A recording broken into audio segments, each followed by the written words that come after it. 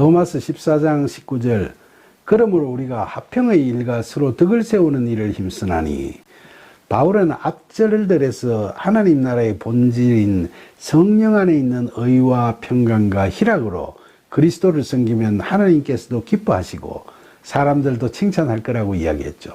그러면서 본절에서는 교인들로 하여금 화평의 일과 서로 덕을 세우는 일에 힘쓸 것을 권고하고 있습니다.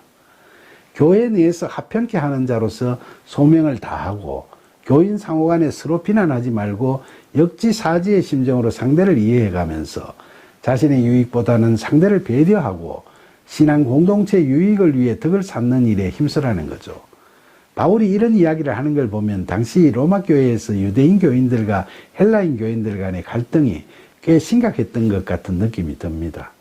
이런 문제들은 오늘날 우리들의 교회에서도 흔히 일어날 수 있는 일이죠.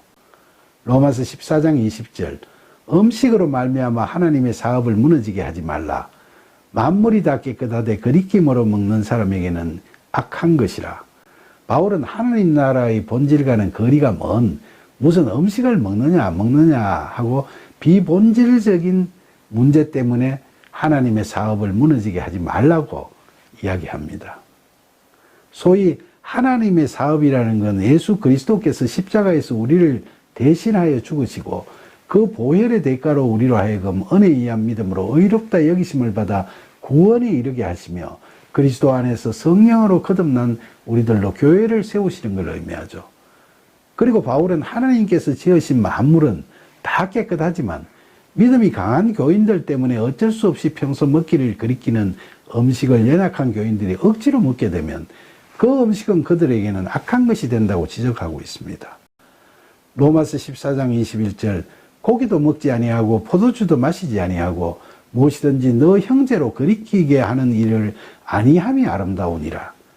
바울의 이 말씀은 믿음이 강한 교인들에게 하는 말씀이라고 할 수 있겠죠. 그들이 자신의 믿음을 내세우면서 자신들의 음식 먹는 습관이 성경적인 거라고 주장하면서 연약한 교인들에게 자신들의 말에 따르도록 강요하는 것은 아름답지 못하고 교만한 행위라는 겁니다. 자신이 아무 음식이든 가리지 않고 잘 먹는 자유를 누리려면 다른 형제가 자신의 믿음의 분량에 따라 피하는 음식을 먹지 않는 자유도 존중해야 하죠. 그렇게 상대를 사랑하고 이해하고 배려하는 마음이 아름다운 겁니다. 그래서 바울은 형제가 먹기를 거리끼거든 아무리 고기가 맛있고 포도주가 맛있더라도 거리끼는 형제를 배려하는 차원에서 자기도 고기도 먹지 않고 포도주도 마시지 않고 또 형제에게 거리끼는 일, 즉 피하는 음식을 먹는 일을 하지 않는 것이 아름다운 일이라고 이야기하고 있는 거죠. 로마서 14장 22절 너게 있는 믿음을 하나님 앞에서 스스로 가지고 있으라. 자기가 옳다 하는 바로 자기를 정죄하지 아니하는 자는 복이 있도다. 바울은 계속해서 믿음이 강한 교인들에게 권고하고 있죠. 그는 믿음이 강한 교인들이 자신들이 갖고 있는 믿음을 밖으로 표현해서 믿음이 연약한 자들에게 부담을 주거나 또는 마음의 상처를 받게 하거나 또는 실족하게 하지 말고 오로지 하나님과 자신만이 아는 그런 믿음 생활을 하라고 권고합니다.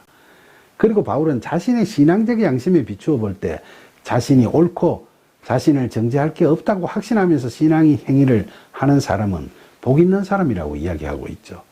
그러니까 모든 것을 먹는 것이 바른 믿음 생활이라고 확신하고 먹는 자도 복이 있는 자고 피할 음식을 먹지 않는 것이 바른 믿음 생활이라고 확신하고 먹지 않는 자도 복 있는 자라는 겁니다. 믿음은 하나님과의 영적, 인격적 관계를 신실하고 친밀하게 하는 문제이지 남들에게 떠벌리고 내세우고 자기를 따라하라고 강요하는 게 아니라는 걸 이야기하고 있는 거죠. 로마서 14장 23절 의심하고 먹는 자는 정죄되었나니 이는 믿음을 따라 하지 아니하였기 때문이라. 믿음을 따라 하지 아니하는 것은 다 죄니라. 바울의 이 말씀은 믿음이 연약한 교인들에게 주는 말씀이죠. 믿음이 강한 자들의 압박이나 강요에 못 이겨 내심으로는 그들의 행동을 따라하는 게 정당하지 못한 것 아니냐고 의심하면서도 따라하는 것은 자신의 믿음을 따라한 일이 아니기 때문에 정죄되었다는 거죠. 여기서 정죄되었나니라고 하면 수동태의 완료형 동사로 표현되어 있으므로 자신의 믿음을 따라 하지 아니하면 앞으로 심판받게 될 거라는 이야기가 아니고 이미 잘못된 행위를 한 죄로 정죄되어 있다는 겁니다. 왜냐하면 자신의 믿음을 따라 하지 않는다는 건 다 죄이기 때문이라는 거죠. 결국 바울은 믿음이 강한 자든 연약한 자든 간에 자신의 믿음의 분량대로 그 믿음을 잃지 말고 자신의 믿음에 따라 행하라는 겁니다. 그렇지 못하면 그건 다 허세거나 윗선이거나 가식일 따름이고 그게 바로 하나님께 죄 짓는 거니까 말입니다.